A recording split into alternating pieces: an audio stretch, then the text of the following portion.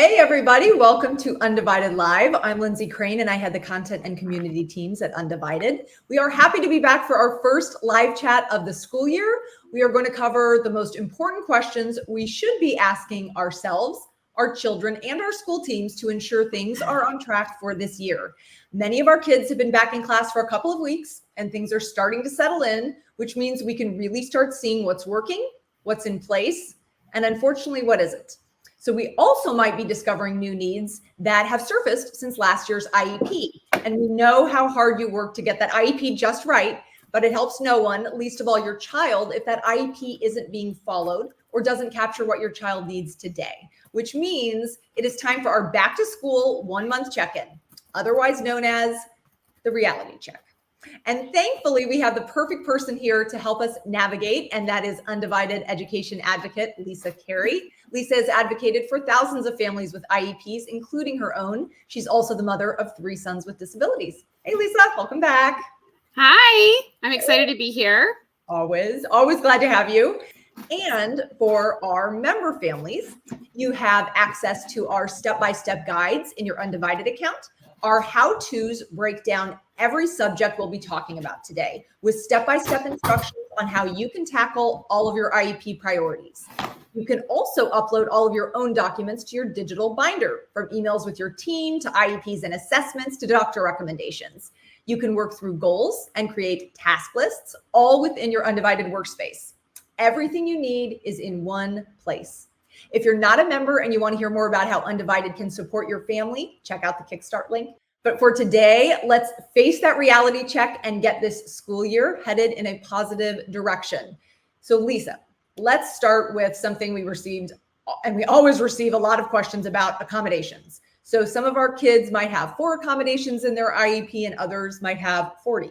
And way too often, sadly, kids are not receiving the accommodations outlined in their IEPs, or they're not receiving them properly, which means they're not getting appropriate access throughout their school day. So Lisa, what should we be doing and asking to assess if our kids are receiving the accommodations in their IEPs?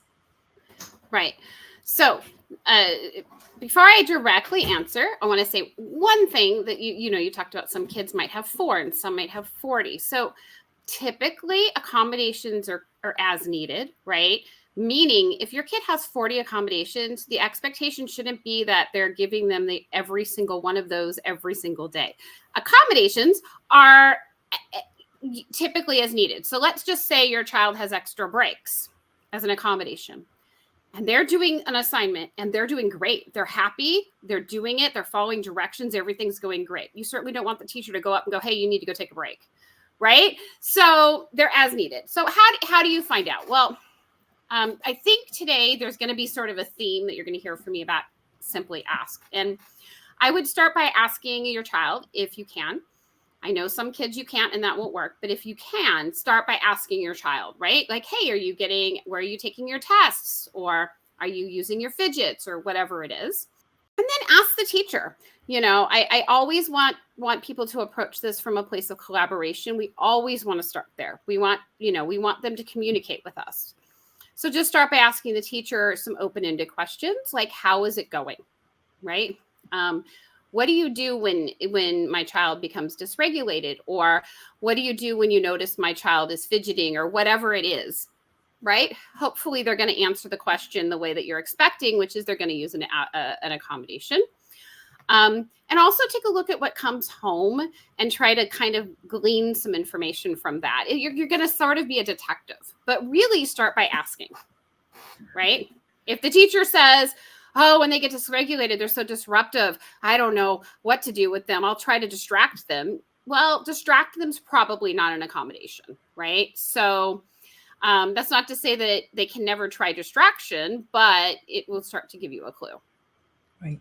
And if the accommodations aren't being provided consistently, correctly, or at all, should we automatically call an IEP? I am not a fan of automatically calling an IEP.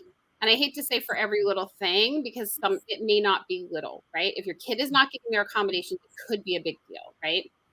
I want to start by talking to the teacher directly, emailing with them and talking to the team. Maybe you need to email the OT. and say, hey, I don't think that, my child is getting digits in the class. Can you please check on that? A lot of times that can solve it. A lot of times they just didn't know. The other thing that, if you still haven't, one of the things that Undivided is amazing for is we provide our clients a all about me kind of document, which explains what works and what doesn't. And so if you haven't done one of those yet, I would do that, so that the teacher sort of has in their face the things that work well for your child and the things that don't.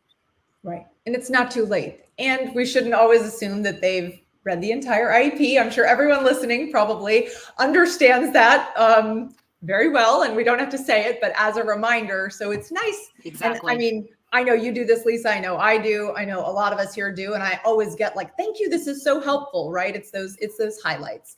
And so, and you can always call a team meeting or a meeting with your teacher. It doesn't always have to be an IEP meeting. And like you said, coming back to that collaboration point and talk about it, right? If things aren't happening. And really, Lisa, same question for modifications. What should we be looking for and asking about to ensure that lessons, classwork, and homework are accessible and appropriately modified? So if your child has modifications in their IEP, and not all children do, right? You're going to want to ask the teacher who's doing the modifications, right? And again, you're going to want to ask it in an open-ended kind of collaborative way. Just say like, hey, we're off to a new school year, and I just wondered who was helping you with the modifications. That's going to give you a hint, because the teacher's either going to have a quick, fast, ready answer, or they're going to give you the stare, right? So I would start by asking. Another hint is that if your child does need a lot of modifications, is that in the IEP? Like, is there time for a person? Now, there might be time for that person, meaning it might be your special education teacher, whether that is a resource teacher, SAI, or inclusion specialist, or whatever your district calls it. That's a way to check that. And then you want to look at what they bring home, right? Are they bringing home anything that appears modified, right? If they bring home one or two things that are not modified, generally I say ask, because sometimes, for example, they might have a volunteer parent in the room and they say, put this homework in everybody's box. They don't say, put it in everybody's box but Alyssa, right? So just because it comes home not modified doesn't mean that they're not necessarily modifying. And then check Google Classrooms or Canvas or Schoology or whatever it is your school uses to see what the teachers are entering in there and what you can also glean from there. Yeah. And now with so much being online, it can be easier than it used to be to check up, to see what's happening. Obviously, if you're helping with homework, you're seeing that firsthand if things are happening or not. But I mean, we do hear from families, Lisa. I mean, if they're not seeing any work samples, should we ask for work samples throughout the year? Do we wait until progress reports? How do we stay on top of things? You should be seeing some work samples. So I would ask for sure. If you don't see them, you can ask the teacher. I had a couple teachers one time who were keeping all the work samples to show the parents in the IEP. I understand what the teacher was doing, but I would ask them to start sending home some work so you can see what's going on. Also, I'm sure everybody here understands this as well, but just as a reminder, just because something is modified doesn't mean that it is appropriate. So just those questions to ask yourself, if it's requiring maximum prompting, you might need to talk about some different modifications or additional accommodations. So just to stay on top of that, just because somebody's saying, yeah, we're modifying, if you're seeing it and it doesn't make sense, like Lisa said, just ask those questions. And everything we're saying today is probably going to come back to communication, and communication is key. So I'd really like to talk about communication logs, something we also get a lot of questions about. They can promote communication and transparency between families and the school teams. They can also help us understand what's happening with our kids throughout the day, because some students will come home and tell their parents what's happening, and others won't. And then there's others, who can, but they don't want to. And then there's some students who may not be able to communicate or articulate what's happening through the day. And it just makes it very hard for us to follow through with the appropriate supports at home. So Lisa, tell us first how communication logs can help. Communication logs are very important, especially for children with communication difficulties, right? the thing I like to bring up in meetings and with parents is if you have and I'm talking about children who have difficulties with communication first, right? If you have a child, a typically developing child, they might come home from school and tell you that, a classmate was out sick, that there was a substitute teacher, that they had a fire drill, that math was really hard, right? And as a parent, you're able to engage with your child about their day. If your child has communication difficulties, whether it's a communication disorder or an access to communication issue, if they have like a complex body, you don't have that opportunity. And not only do you as a parent not have that opportunity, your child doesn't have the opportunity to share your day. And this is a very important piece of it. And I know a lot of you are thinking, well, it's more important than that, and I'm going to get there. But that's like the first sort of level of why they're important. The next level is if your child has any sort of medical problems, whether it be, they take their food through a G-tube, or they have asthma, and you need to know what's going on. I have one school that were very difficult, and the child had constipation issues, and the parent was treating the child at home for constipation, and the school wasn't providing communication. It was very effective when the parent said, hey, if I don't know if they had a bowel movement, I'm going to keep treating them. And then if they get diarrhea at school, you're not going to be happy. So and the school sort of got motivated to start sharing. I would present it to a school in a positive light, right? You're not asking so you can be controlling and overbearing. And I know that you're not. But a lot of times we come across that, including me, come across that way to the school. So you just frame it as though you want to be supportive of what's happening at school, right? You want to, and then the other thing, which I want to mention is you also as a parent need to decide what it is you want to know and what it is you need to know and how frequently you actually need that. So for example, if that's your child who's struggling with some medical things, you need to know daily, did they eat, did they poop, whatever the issue is, right? You probably want to know who they played with and what book they read in reading circle, right? And so you could have more than one communication log. You could have a daily checklist that tells you, yes, the child, like yes or no, poop, no, that takes the teacher, and I'll talk about this, I'm thinking a little bit later about who fills it out. And then you could have more of a weekly log that kind of updates a little bit more detail for you. So you could be open to not getting all of the details about every single thing every single day, because that is a lot. I do want to also make a point of clarification. I want to make sure that communication logs aren't being used interchangeably with service logs. So can you explain the difference? Yes, that's a great question. A service log, right, is it tells you when your child saw what provider and for how long. So for example, it may say, September 10th, speech 1 hour or whatever it is. And it's kind of a list of when those services were provided. And I don't think we touched on that's service log. So for communication log, what should be included or what could be included in the communication log? And I think you kind of already covered that, but there could be a checklist. It could be, maybe a list of classes of like what book they read that day, so we can continue that conversation at home. Is there anything else that you wanted to add to that you didn't say before, Lisa? I think that the communication log, if you need it daily, right, then what you're looking at daily is going to be things that are related to their safety and health and well-being. That is a daily kind of communication. Now, if something happened in that day that is extraordinary, out of the usual whatever, then you should get that communication that day, just like if a typical child, right? If there was an injury or a meltdown that was unusual for your child, then maybe weekly, then you might ask for a little bit more information about maybe what topics are being discussed in class and that kind of thing, or social interactions.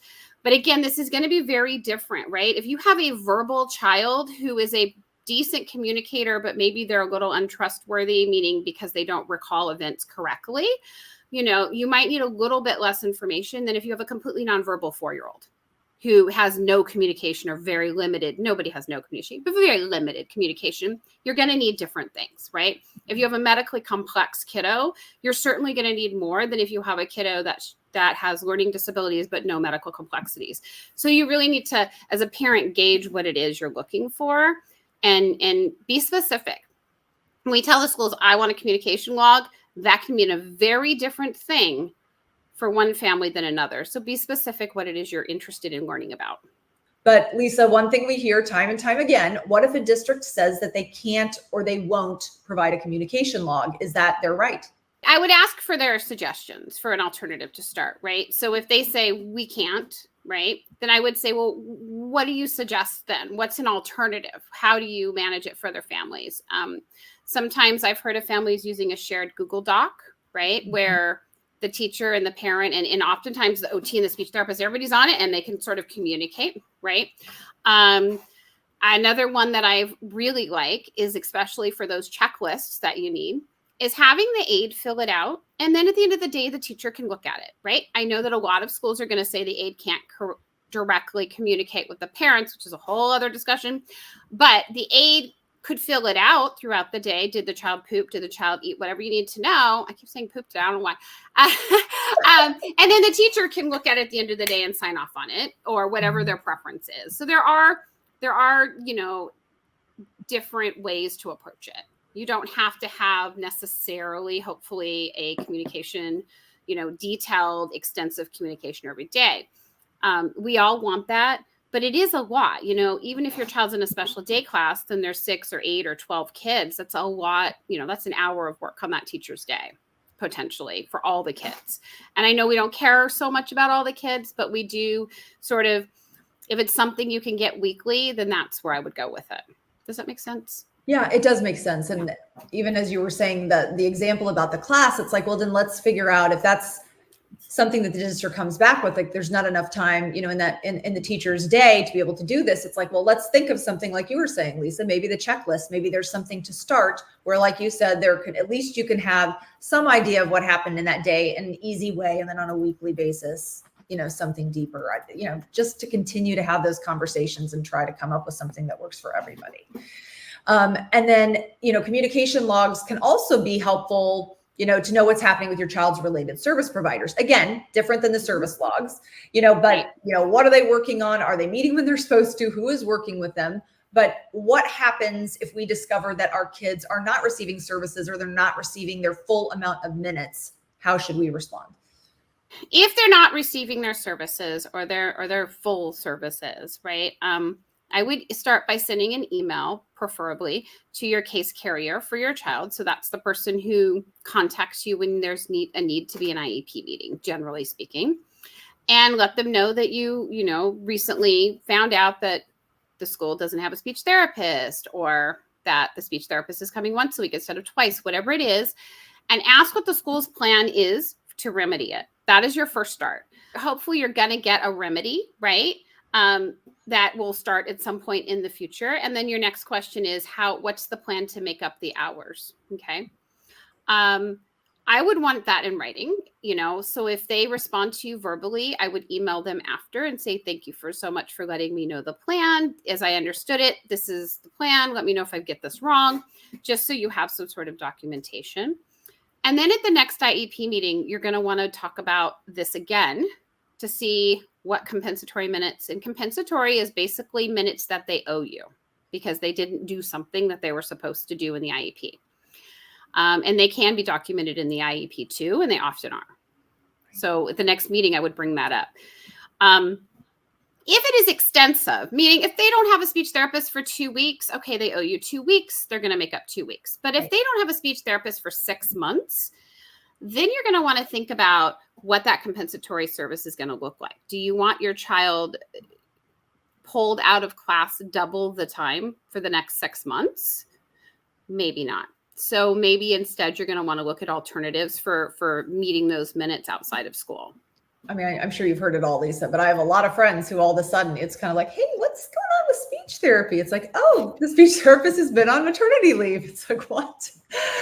So sometimes communication gets missed in there. So it's another thing that could be on the checklist, right? Like, maybe you don't know everything they're doing in every session, throughout the week, but like a check that they're doing it. And then those regular check-ins of what's happening too might be, something to think about.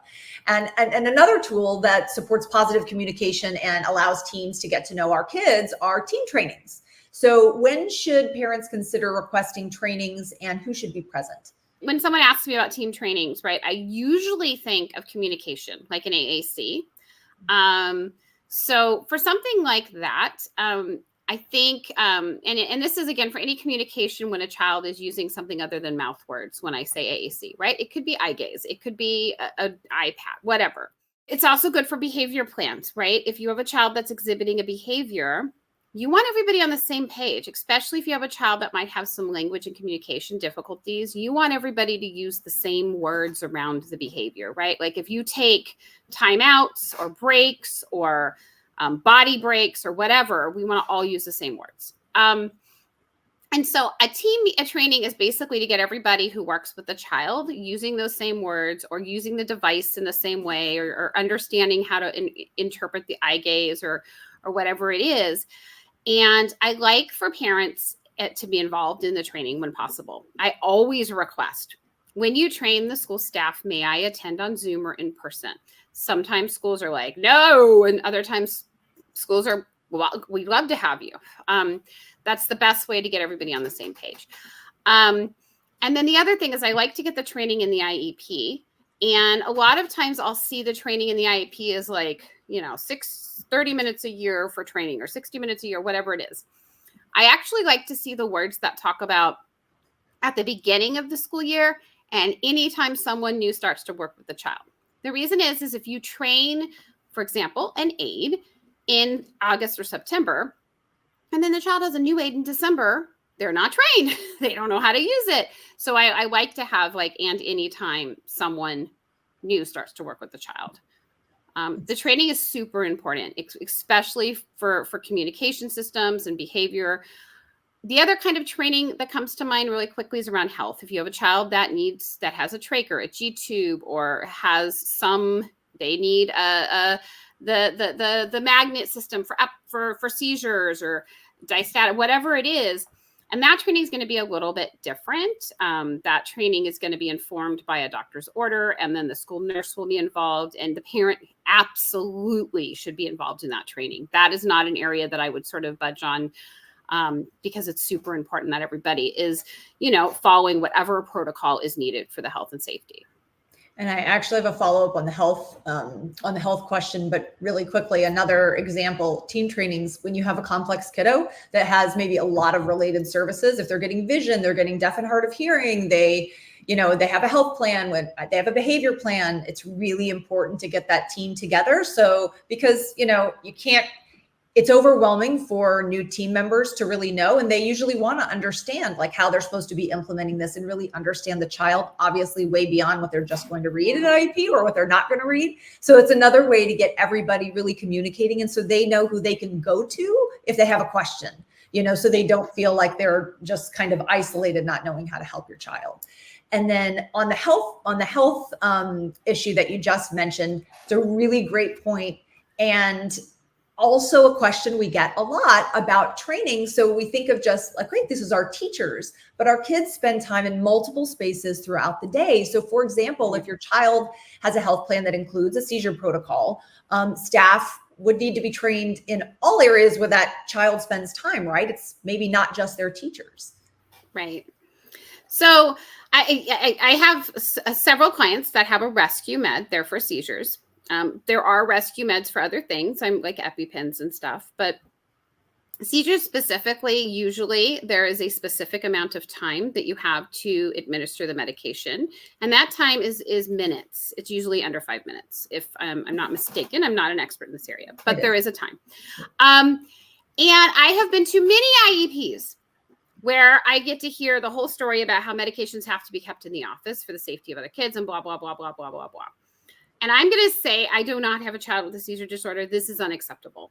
This is not okay.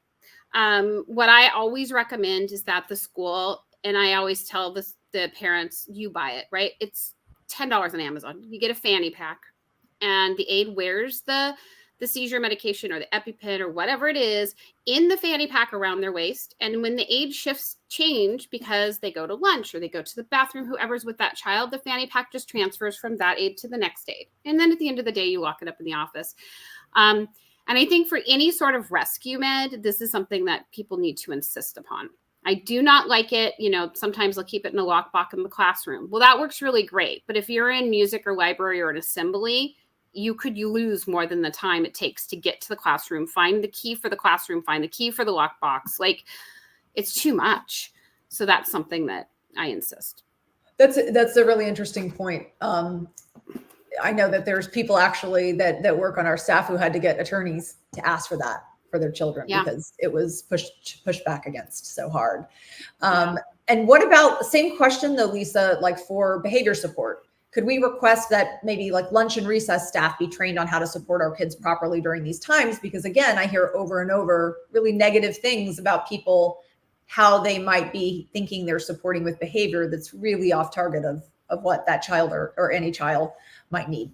First off, as you know, you can ask for anything, right? And I would ask for these things in both in email and then again at the next IEP where you're hopefully audio recording, and ask them to put in the notes your request. I think that some schools are going to be easy about this and some schools are not. I think the answer is going to be drastically different, right? I've been to schools that are like, absolutely. And then I ask, who's going to talk to the lunch staff? Is that going to be the teacher, the BCBA, the OT? Who's going to do it? And then I'll follow up with that person a week later and be like, hey, did you have a chance to talk to the lunch staff, right? I think that if they say no, it's definitely more challenging how to proceed. I would definitely, document that in the IEP notes or in your email that they have said no. And then you can sort of follow up with questions, maybe talk to an advocate and figure out the next way to proceed. This is more important for kids that have some real significant needs, right?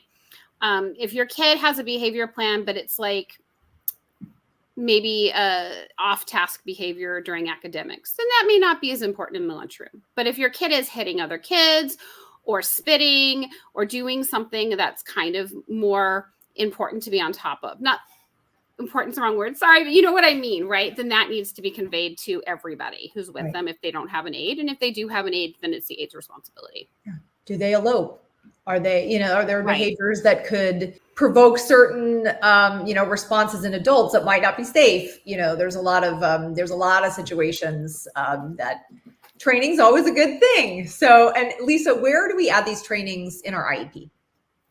That is going to be different by districts. But generally speaking, if the training is going to be provided by a provider on your IEP, so that might be like, if we're talking about a behavior plan, that might be a BCBA, which is called like the BID, or the intensive individual services, whatever district you're in. Typically, you're going to want to have right on that service grid. So where it says, for example, speech, 30 minutes twice a week, right? You're going to want to add a training block that will say like 60 minutes consult yearly, indirect, those kinds of words. Indirect means not direct to your child, but instead they're working with the staff. That's what that indirect means. And you can get it right on the service grid.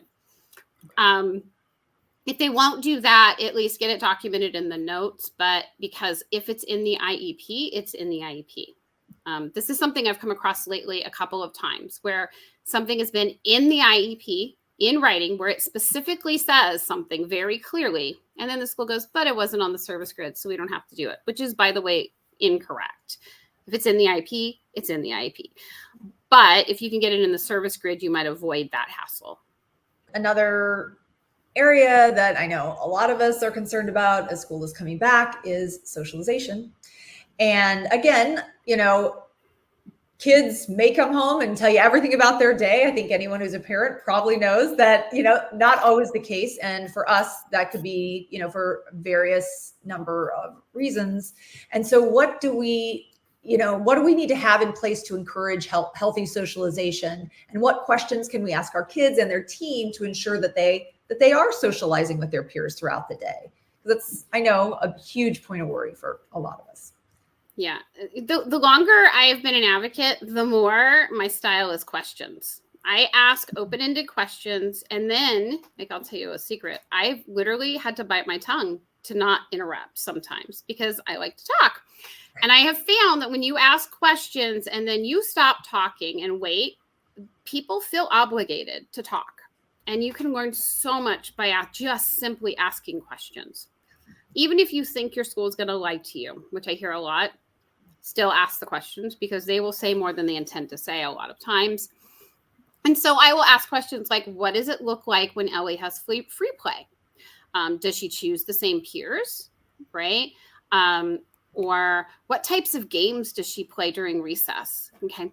And this isn't a magnificent way to find out what's going on. Sadly, you might hear, oh, she goes off in the corner by herself, right?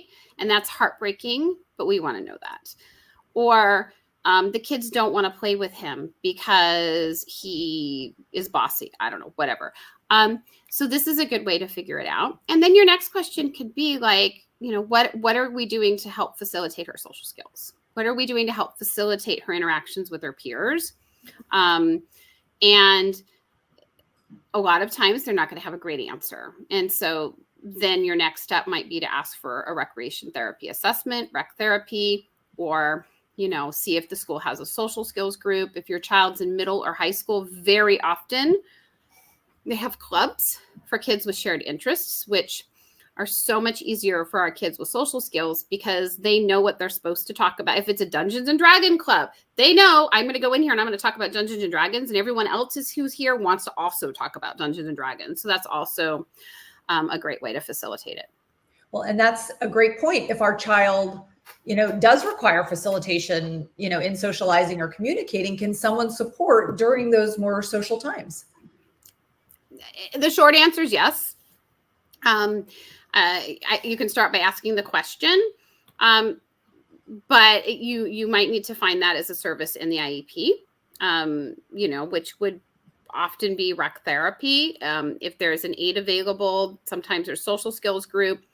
Sometimes, it's going to depend on the level of need. I've seen counselors, not counselors like in high school that decide your schedule, but like school counselors, like the therapist type, that can help facilitate too. So it's going to depend on the school. Most of the time, though, I would be going with a rec therapy assessment. Great. I just mentioned the other things because if the school does say, well, why don't we try having Mrs. So-and-so help him? If there's no harm in trying it for a week or two, great. But you can also request an assessment. Right. And the answer is not that you just have to live with the fact that, Johnny's sitting alone in a corner. Right. There are things that we can do. Right. And you mentioned aides.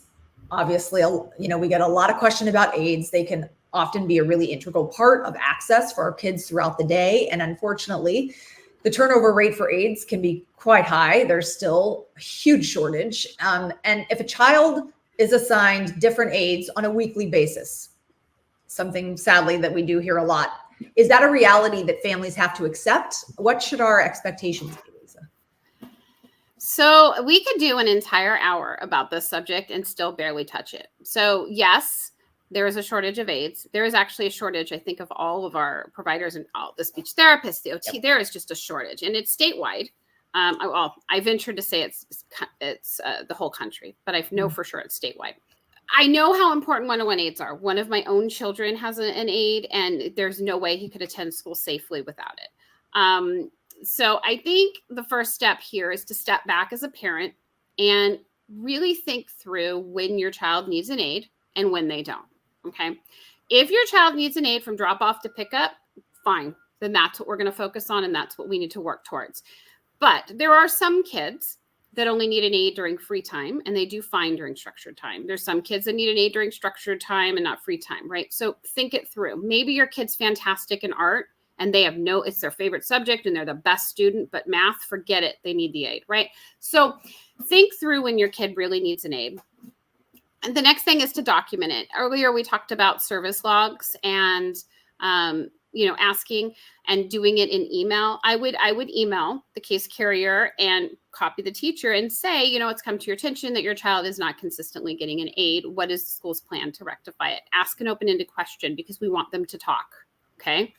And you're going to go from there depending on their answer. As far as getting different aides, unfortunately, it's very hard to force them to give your child the same aide. You're not going to get a name ever in an IEP. They may put something like the team feels that it would benefit Johnny to have a consistent aide day to day. but it's going to be very hard without moving on to an attorney or an advocate or potentially to force that. And I don't know, I'm not an attorney, I can't give legal advice, right? But I don't know that that's really something that you can force to have the same person. Right. It's something that you can advocate for and request. I've actually been successful getting that done. Because if it's happening because of a shortage, it's more difficult. If it's happening because the district is moving aides around, then you can push for them to stop moving your child's aide. And I have seen that be successful. Okay. And another huge question that we always get is that, it's also hard to gauge if a child's aid is effective, especially when many districts, I should say, don't allow direct communication, with the aid. So can we speak to the aid or ask that they fill out a log, which I know we kind of talked about, but what is the answer for this, Lisa? This is going to depend on the specific school, the culture, the district, right? I love it when the aides fill out the communication log, right? So if you can get that with the teacher approving it at the end of the day, that's a good fit. The other thing is that we say that you're not allowed to talk to the aide, but you are actually allowed to talk to the aide. The aide's not allowed to talk to you. Okay. So I don't know if you've ever had a family member with a medical problem where they couldn't talk to you, but you've called and you're like, I know you can't tell me anything, but you can listen to what I have to say. You don't have to respond, right? Kind of take that approach without being so aggressive like I just was. And I have found that asking the aide very innocuous questions, right, tends to start to open their mouths a little bit more. Questions like, what did they have for lunch today? Most aides are going to happily answer that because it's not about the kid. Oh, the cafeteria served hot dogs. And just be super friendly and chatty. I will say that if you ever get an aide that does speak to you or any staff member, parents, don't throw them under the bus. You heard that information somewhere else. Never say, the aide told me. Ever. Say, a parent I'm friends with was on campus. Or if you don't want to lie, because that's kind of lying, so I'll change that. Say, I know somebody who was on campus and saw him running across the yard yesterday. What's going on? Don't say the aide told me, because you're going to lose that. And I tend to not lie. I really try hard to, and I try to phrase it in a way where I'll just say, hey, somebody I know saw him running across the yard, or whatever. What about don't throw your aide under the bus? Yeah. What if the school says you can't have contact? You have to drop your child off, not see the aide, pick them up. There's absolutely no contact, because I will say, again, I know we can go back to the log and you can write things in about this is how their night is. This is how their morning was. But is that okay, Lisa? Are there questions parents should ask? Or is that something that we have to accept? So then I would push for a handoff with the aide present and a supervising person like the teacher or whoever, right? So what it is the reason this rule exists, let me just put it out there from the district's point of view, which I don't agree with, but this is the reason. The aides aren't trained on what to not say to you. That's what it is. The aide is also not responsible for your child's education. They help facilitate, but they're not a teacher.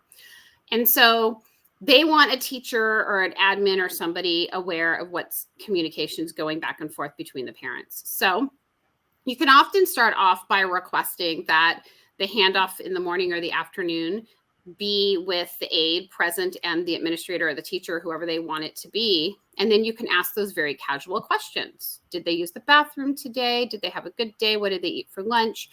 And hopefully as time goes on, it gets a little bit more relaxed. Yeah. But that's what I would ask for, that touching base with someone else present. Right. You can just keep asking, probably this is going to feel really repetitive to everything we're saying, but you just kind of come back, try to work together, try to find something that's going to work, that's going to be benefiting the child, that everyone, can agree upon. Obviously that's can't always happen. And then you have to go from there. And I see that Clarice has a similar question that I was going to ask as well.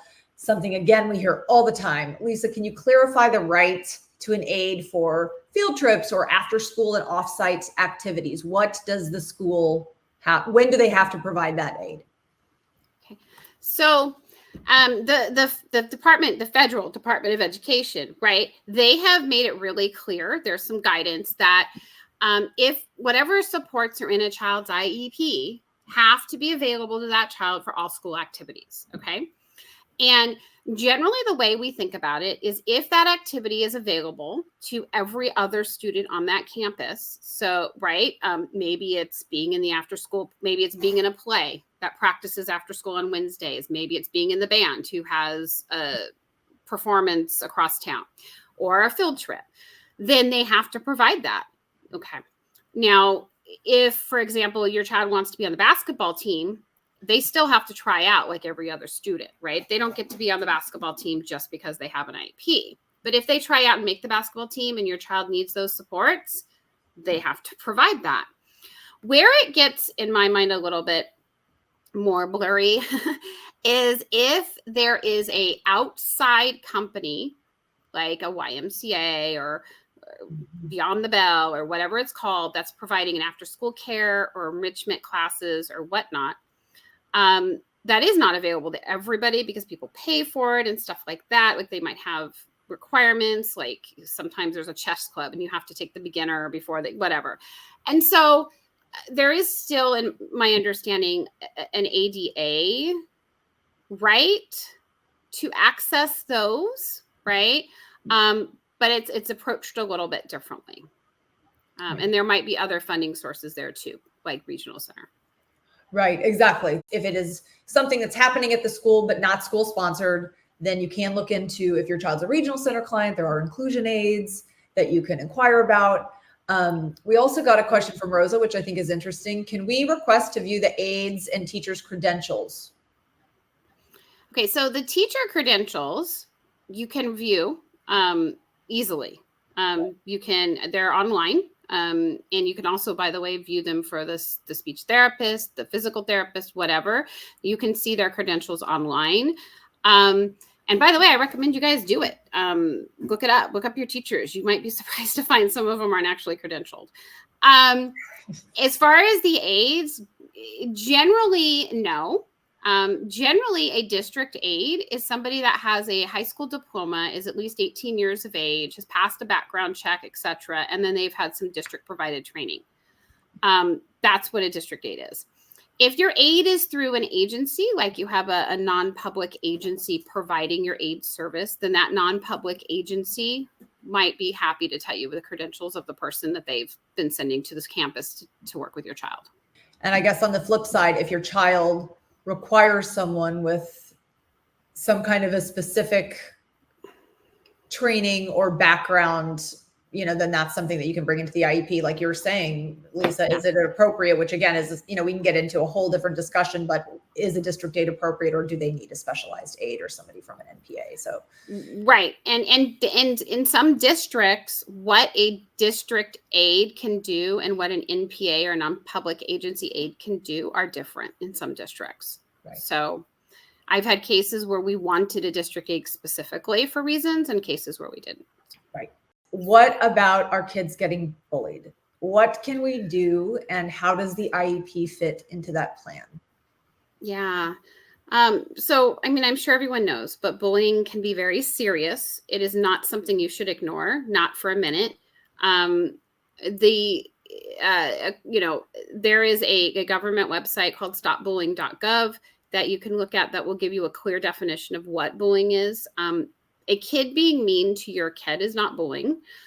It's not okay, but it's not bullying. Bullying happens when there is unwanted, aggressive behavior, and there's a perceived or real imbalance of power. It's repeated over and over. And if there is bullying or suspected bullying, you immediately should make the school aware of it. And you should do it in a way that is documentable, meaning you're going to email everybody on the team, the entire IEP team. Everybody needs to know that there is this bullying happening. And I would ask them to confirm receipt of this email so that you know that they know. And then I would also ask them for a plan to address it. And we could do a whole segment on this, and I'm not an expert in bullying per se, but the plan, whatever it is, should not involve your child doing anything different. We don't move the child who's being bullied to a new math class. The bully needs to be moved, right? Unless, of course, the child says, Mom, I don't want to be in there anymore. That's okay. But part of the reason you want to document it is the school does have a greater liability and responsibility to protect kids with disabilities from being bullied, and making the school aware and making sure the school acknowledges that they've been made aware are very important should it continue. And you need to get an attorney or an advocate or somebody to help you later on. Yeah. And I just really want to reiterate what Lisa said about not making your child change. Something way too often. Geez, I had a good friend, and I mean, the school really thought they were helping, and every single suggestion they had was how their autistic son should act differently, and that he doesn't understand social cues. Can he go get some training? Of course, middle school is all about like kids not fitting in, and all these horrible things that finally were corrected when it was elevated. And I don't think they were trying, they really thought they were doing the right thing, right? So we just can't reiterate that enough in so many cases of everything we're talking about today when it comes back, trying to blame our children for their disability instead of looking how they're going to support and help our kids be successful. That's when we have to change that conversation. Okay, so another, and actually we got some questions about this with our RSVPs as well. A really important document to consider around your child's safety is an emergency plan. So Lisa, if you could tell us what is included in an emergency plan and how can we ensure that it is in place, again, across all school environments? So, okay, so for me personally, right, where this became a thing is these awful school shootings, and these public shootings that we're seeing like at malls and stuff. And I one time heard an expert, I wish I could tell you who he was. I don't know. It was someone on the news, right? And they were talking about how people are creatures of habits, and that when somebody opens fire somewhere like a mall, people go to the mall entrance or exit closest to them to go and leave, which of course makes sense, right? But the social norms that we've had drilled into us our whole lives, for some reason, override common sense. And the common sense thing to do would be actually enter the nearest store, go to the back of the store, and go out the employee entrance or the freight entrance. That is the common sense thing to do. I don't know if I ever would have thought of that without hearing this expert talk. And he said the reason is because we do things like a certain way over and over and over, that even in times of crisis, our brain gets into that. So where that leads me to think as a parent of a kid with an intellectual disability is the staff at schools are trained over and over that they cannot physically force the child to do anything. A staff cannot put your hands on your child. They can gently touch them on the shoulder or hold their hand or guide them, but they can't physically pick them up and move them. That is a big no-no, right? And I thought, what happens if there is a legitimate emergency? Will you guys pick them up? And they're like, well, of course we will. And I was like, but have you told your paraprofessionals that you have permission to pick up the kids and move them in an emergency? Or are they going to just try to shoo them quickly? And, it seems like common sense, but that expert plays in my head. So an emergency plan should include what the staff's going to do so that people read it and get something else in their head if there's an emergency. My own son's plan says that they're allowed to use tactile, which means pick them up, support, meaning they can pick my kid up. Another reason it's important is if you have a wheelchair user or a child who maybe is blind or visually impaired or something like that, and they're on a second floor of a building and the building catches fire, right?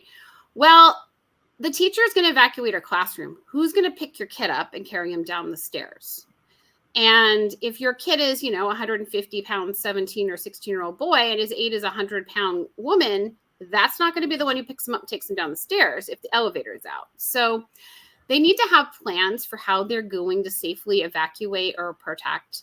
And it can be something sweet and short. It doesn't have to be pages long. Mine is 1 page long. And it just simply says who's going to be responsible and clearly gives the staff permission to put their hands on my child if the need be. And I think by the paraprofessionals being given that to read and they're like, okay, if it happens, I'm allowed to. I'm hoping that it sort of overrides that norm in their brain that they're not allowed to, if that makes sense. It does. And I can't tell you, I mean, I think I've said this before, but I had a friend whose son is a wheelchair user, and they had a fire drill, and they when they went to the fire drill, he was supposed to be like left in the landing and someone was supposed to come get him, and they never did. So he's texting his mom in the middle in tears saying, they would have left me here to die. I would have burned up. And so, it is really important, for whatever reason that your child might need to have an emergency plan, to have that, to talk to everyone, and everything that Lisa has said today, team trainings, is everyone on the same page? Is everyone trained in all circumstances? And to just really communication and just keep following up. I want your teams to do more than just talk about it and plan. I want them to be able to execute it, right? But experts that I've watched and listened to tell us that simply talking about the plans and planning improves outcomes for everybody. So it's worth 5 minutes in your IEP to say, hey, what's going to happen if there's an earthquake or a fire drill or for, please no, an active shooter, right? Mm-hmm. Who's responsible for my child? How is my child? What if my child crouches on the ground and covers their ears instead of getting inside? What are you going to do? Who's going to do it? Ask the questions. Right. What if what if when things like that happen and they like to vocally stim and they're not going to like get down and be quiet, right? Like talking about all of those scenarios. And one other thing too is that for drills, I want my child to fully participate in all drills because there's that muscle memory, right? Mm-hmm. Right. In February, we had that earthquake in Malibu and I was on campus. Those kids know what to do. The parents that were on campus got in the way, but the kids knew what to do. And it made me feel so happy to see kids knew what to do. And that is also what our emergency plan is, that for drills, they let my child know that we're going to have a drill, and they put his headphones on the table in front of him, because that's how we do it with my kid, and say, if you want them, they're here. And they warn him. And so when the drill happens, instead of him freaking out and not paying attention, he knows it's coming. He puts his headphones on. He lines up with everybody else. He follows what he's supposed to do. So that muscle memory is being taught. It's a great tip. It's a great idea. A lot of questions about assessments. Our kids may develop new needs that are not addressed in their current IEP. So is it reasonable to ask for a new assessment at the beginning of the year? Yeah, if you feel the need for an assessment, you should ask for it. However, you shouldn't ask for it more than once a year unless there's a significant change that calls for it, if your child's developed a new condition or something. And can you remind us, Lisa, because I know we just had a question about an assessment, how long does a school have to conduct an assessment? So when you request an assessment in writing, because if you don't ask in writing, it's not a real request, they have 15 days, calendar days, to give you an assessment plan to sign. You have 15 days to sign it and give it back. This is the only place that there's actually a time limit on parents, by the way. And then from the time they receive it back, they have 60 days to do the assessment and hold the IEP meeting. School breaks of more than a week, pause the calendar, or pause the timeline, I mean. So placement. What if after these first few weeks, we don't feel like our child's classroom or maybe even their school is the right placement? What can we do? Okay, so in this context of this question, right, placement is the type of classroom that your child's in, right? It might be gen ed, mild, moderate, a PALS program, whatever, and the school is actually the location. But either way, this is an IEP meeting. If you want to talk about the placement, that's going to need to be an IEP meeting. So you're going to want to request an IEP meeting in writing, and they need to hold it within 30 days. So a reminder, if it's horrible just because you're starting out the year and that's where you are, it doesn't mean that you're necessarily stuck. You can call that IEP meeting and discuss. Yes. Another thing that I really want to touch on, something we've been talking about a lot at Undivided, is California's new pathway to a diploma. But I'm talking to lots of parents who have not received any communication about this from their district. They didn't even know it was an option. So Lisa, can you explain what this is and who qualifies? Because it's important as we're starting the year to make sure that every class they're taking is going towards this diploma. Yeah. So the alternative pathway to diploma is just another way to get a diploma. It's a diploma, right? It's not an alternative diploma. It's a regular diploma. It's just a different path to get it. That path is that it requires our kids to have what's called an essential understanding of the standards, which is really doable for a lot of kids with intellectual disability and other disabilities. So an example is a math standard is to rewrite an expression involving radicals and rational exponents with the properties of exponents, blah, blah, blah, right? I wrote this down before here, right? The essential understanding of that same standard is to create an array with number multiplied by itself, 3 rows of 3. So it is still the standard, but it's the essential part of the standard. To be eligible, the student needs to be eligible to take the CA, the California Alternative Assessment. So in the spring, when they take their standardized assessments, your child would be eligible to take that assessment. The reason I keep saying eligible that way is your child doesn't actually have to take that assessment. Meaning if you're a family that opts your child out of standardized tests, fine, but they need to be eligible for that assessment. And they need to have a cognitive disability. They call it a significant cognitive disability, right? They can't, not have that intellectual disability. The other important point is students who do get a diploma through the alternative pathway are still eligible to continue in the adult transition program till age 22. A lot of our schools are telling families, well, if they get that, then they're going to be done with school. That is absolutely not true. And there is guidance on the California Department of Education's website about this, that if they use the alternative path and get a diploma, they still go to the adult transition program till age 22. Right. So I think I covered the points. Yeah. I think you did. And it's just important because as I was talking to a family who's saying like they're in a district that still says like your child's on certificate track, track. I'm like, have they talked to you about the alt pathway, this new pathway to the diploma? They had no idea. So ask those questions. If you're being told your child can't get a diploma, and even if you're being told nothing and they are eligible for the CA, like you said, the alternate assessment, ask those questions and make sure the classes they are in are set up, because there's all these sort of like random little rules to make sure, and it's new. So schools are still learning how to do this. So just really ask those questions to make sure that everything they're doing will count as a credit towards their diploma. What is the most important tip that you want parents to remember as our kids are starting back to school this year? The tip that I always start off with, but now we're a few weeks in, but it's good to repeat, is the first couple of weeks of school, I just let everything go if it's not safety, to give the school a chance, especially for our younger kids. But the most important thing from this point forward is honestly to breathe and prioritize. There are many things we want to change and we're not happy with. I feel this way. If you were to ask me to make a list, I could probably give you 50 things, right? If I thought about it, that I want changed about my son's school experience, my children's. You need to decide what's truly important and prioritize. Let the little things go. If your kid's coming home without their water bottle for the 10th day in a row, it is extraordinarily frustrating. But I don't want to use an email to the teacher on it. Instead, what I'll do at pickup is casually mention like, oh, all our water bottles are missing if you happen to see them, right? Instead of an email they have to answer. But save those emails for the important things, like if you don't think their work's being modified or something like that. And believe me when I tell you, I have bought so many water bottles, so I get how frustrating that is. But I want to save those emails for my priorities, so I try to prioritize. Getting things in place every year is very hard. And I know if you're listening, you understand exactly what I mean. We don't have to tell you. And that's for kids, for staff, and for parents. So Lisa, thank you for breaking down so many issues that we're navigating. And thank you for continuing to encourage us to collaborate, communicate, prioritize, and act.